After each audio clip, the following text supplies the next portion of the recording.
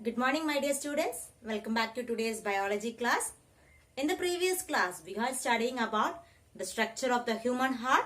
We have completed the cardiac cycle and now we are moving to the next part, that is double circulation. In this section, we'll be studying about double circulation and what are the other different types of circulation like hepatic circulation, as well as we will be studying about coronary circulation. And also how the cardiac activities are regulated in our body. And last part we will be studying about the disorders related with the circulatory system. So we'll move to the first topic under this is double circulation. We'll study about double circulation. What do you mean by double circulation?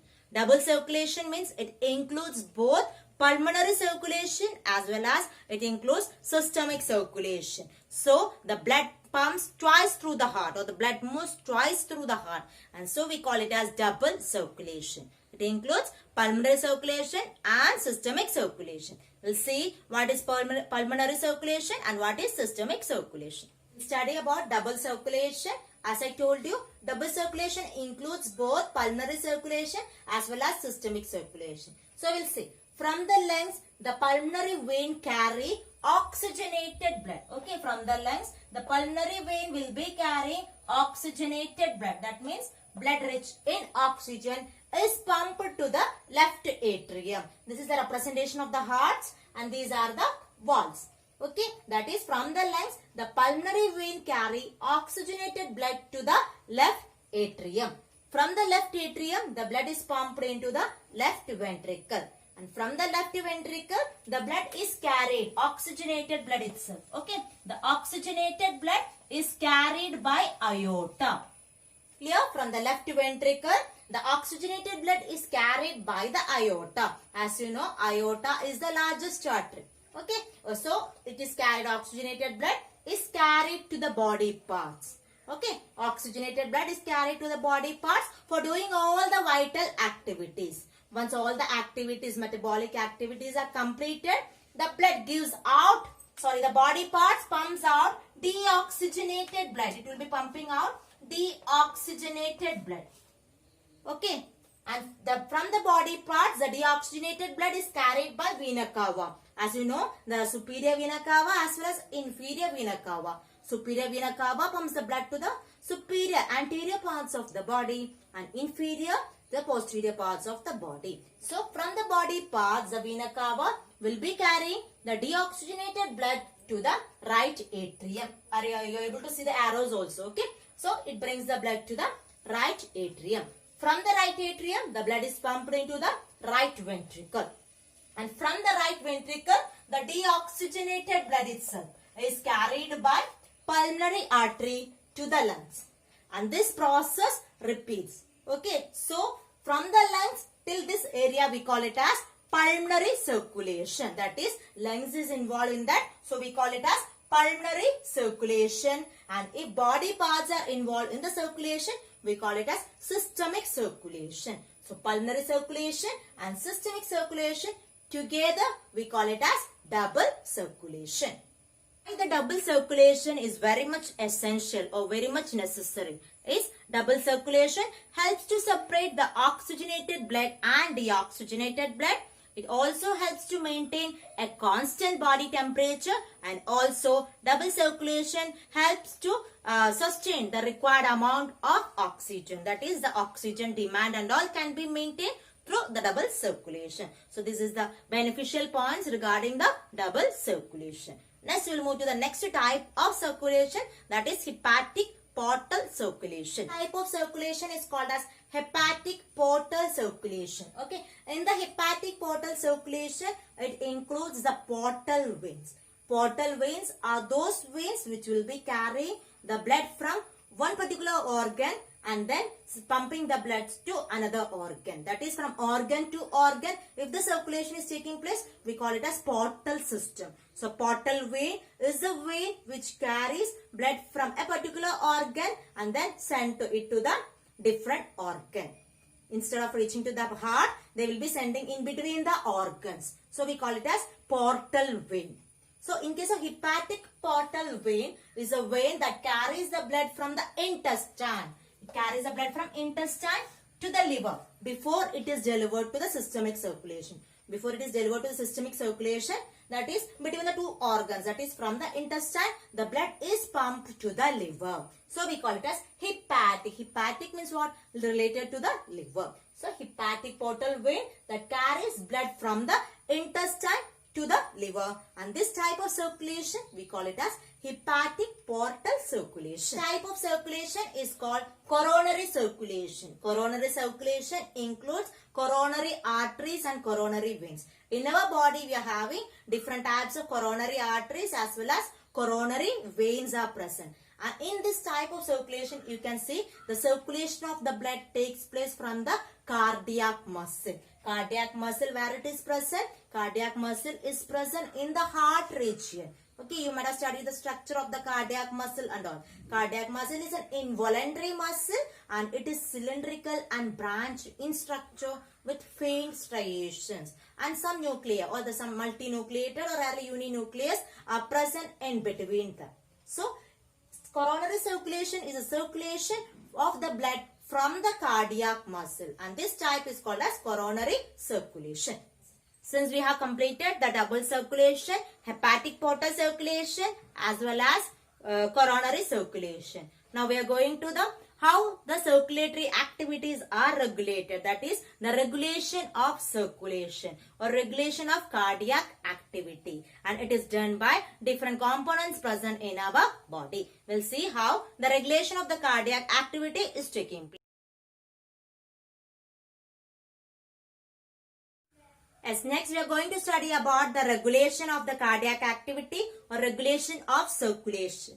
The normal activities in the human body is auto-generated or auto-excitable by the nodal tissues present in our body. So, we are having a myogenic heart. That means it is auto-excitable, and all we have studied SA node and all we are having which is auto-excitable. So, we are having a myogenic heart. So, since it is auto-excitable or auto-generated, we call it as myogenic heart. And now we are going to see how the cardiac activity is regulated in our body. It is regulated by the medulla oblongata. Almost few must be familiar with medulla oblongata. It is a part of the brain. It is a part of hind brain. So medulla oblongata regulates the cardiac activity through ANS. ANS means what? Autonomic nervous system. Autonomic nervous system is known as ANS. So, the cardiac activity is regulated by the medulla oblongata.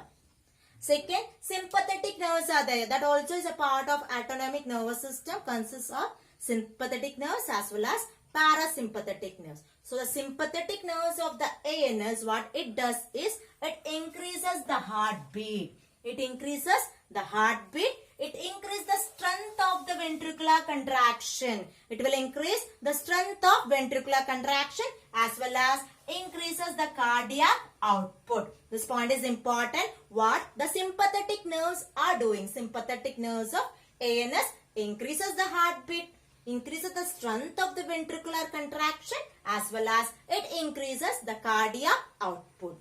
And parasympathetic nerves are there. As I told you, parasympathetic nerves are there. Just the opposite function the parasympathetic nerves will be doing. They will be, what they do is decrease the heartbeat, weakens the ventricular contraction and also decreases the cardiac output. As next is parasympathetic nerves. As I told you, the parasympathetic nerves of the ANS will be doing the just opposite function of the sympathetic nerves. So, parasympathetic nerve decreases the heartbeat. It will decrease the heartbeat, weakens the ventricular contraction and also decreases the cardiac output. Decreases the cardiac output. And the last is the adrenal hormones. You might have seen. Adrenal hormones are present on the top of the anterior region of the kidney. You can see adrenal glands are present, and these adrenal glands secrete a hormone called adrenal hormone. So, adrenal hormones increases the cardiac output. Already we have seen here cardiac output and all. We have learned the term in the previous class. Cardiac output means what? Is the amount of blood pumped by the each ventricle per minute is called as the cardiac output. So, these are the these are the things which will be regulating our cardiac activity, that is medulla oblongata, sympathetic nerves of ANS, parasympathetic nerves of ANS, as well as adrenal hormones regulates the cardiac activity of our body.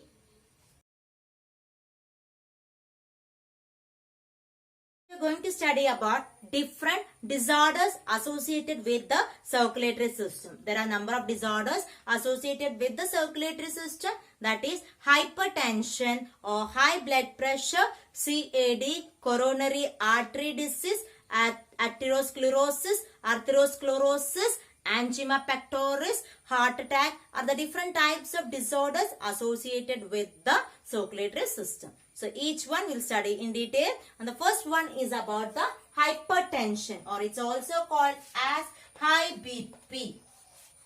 Okay, high BP. BP means blood pressure. Okay, as you have studied that the normal blood pressure of an individual is 120 by 80 mmHg. That means what? 120 is the systolic pressure, and 80 is the diastolic pressure. Systolic means what? The contraction of the heart muscle, we call it as systolic. Relaxation of the heart muscles, we call it as diastolic. So the normal individual will be having 120/80 mmHg, in which 120 is the systolic pressure and 80 is the diastolic pressure. And where a patient with high blood pressure, you can see they will be having the BP range from 140-90. 140 is the systolic pressure and 90 will be the diastolic pressure. And what happens if this pressure increases? That is, it leads to the narrowing of the atrial lumen. The lumens of the arteries and all becomes very narrow, and blood is unable to flow speed through these narrow arteries, and it reduces the elasticity of the cardiac walls. The cardiac walls are very elastic, and the elasticity of the walls is also reduced, as well as the lumen becomes very narrow. So the blood is not able to move properly through that. And this condition, if a person is having high blood pressure and all, it will not only affecting the heart, but it also affect the vital organs like the brain, as well as kidneys are also affected by the hypertension. Next type of disorder is called as coronary artery disease, that is CAD. Already we have studied coronary circulation, that is the blood is pumped from the cardiac muscle. In this type of disease, that is CAD, that is coronary artery disease, you can see it affects the coronary arteries. Coronary arteries are affected by this disorder, and we can see the CAD is atherosclerosis is a type of coronary artery disease, and it is caused by the deposition of excess amount of calcium, fat, cholesterol, etc. Now what is happening is, when the calcium, fat, cholesterol, etc. gets deposited in the heart walls, the walls becomes very narrow for them. So what happens? The blood can't flow very easily through them. So the condition of deposition of the calcium, fat, cholesterol, etc. in the heart walls, we call it as arteriosclerosis. The particular condition is known as arteriosclerosis, and in this the arteries will be losing the property of distension. As I told you, the elasticity is the property of the arteries, and this property will be lost by the arteries in this particular condition, and ultimately the walls of the arteries will rupture and leakage of the blood occurs, and this is called as coronary artery disease. It affects the coronary arteries, called as the angina. Angina is also commonly known as angina pectoris. Okay, commonly we call it as chest pain. Okay, often we will be feeling a condition of chest pain and all. And this chest pain, why it is occurring is due to the low passage of the blood, that is affects the blood flow to the heart muscles. The heart muscles are not receiving the enough amount of blood to do the vital activities and all. At that condition, a little pain occurs in the heart, and that is known as angina, and is commonly known as angina pectoris. And the next type of disorder is called as heart failure. All of might be heard about heart attack, heart failure and all. And this heart attack or heart failure is also when the heart is not able to receive, not able to pump the enough amount of blood to meet the requirement, when it is not having enough amount or sufficient amount of oxygen to do the activities, at that condition what happens? The walls, heart muscles get damaged, and they leads to a condition called heart arrest or cardiac arrest. When the heart muscles are not receiving the enough amount of oxygen to do all the vital activities, as a result, the muscles of the cardiac muscles of the heart becomes weakened, and the condition is called as cardiac arrest. And these are some of the disorders related with the circulatory system. So many disorders are there, but still 44 disorders has been explained in the syllabus. So in the coming online classes, some more disorders we will discuss. So this is all about the chapter body fluids and circulation. I'll recap the chapter. In this chapter, we have studied about blood, different components of the blood. We have studied about coagulation of the blood. We studied about different blood groups. And then we studied about the cardiac activities. We studied about the structure of the heart. What are the nodal tissues present in the heart? What is about the cardiac cycle? What is the PQRS wave? What is the electrocardiogram? And also double circulation, portal circulation and coronary circulation. At last we discussed about the regulation of the cardiac activity. How the cardiac activities are controlled in our body, and ultimately the disorders related with the circulatory system. So this is the last part of this chapter. And so in the next class, we'll see with a new topic. Bye.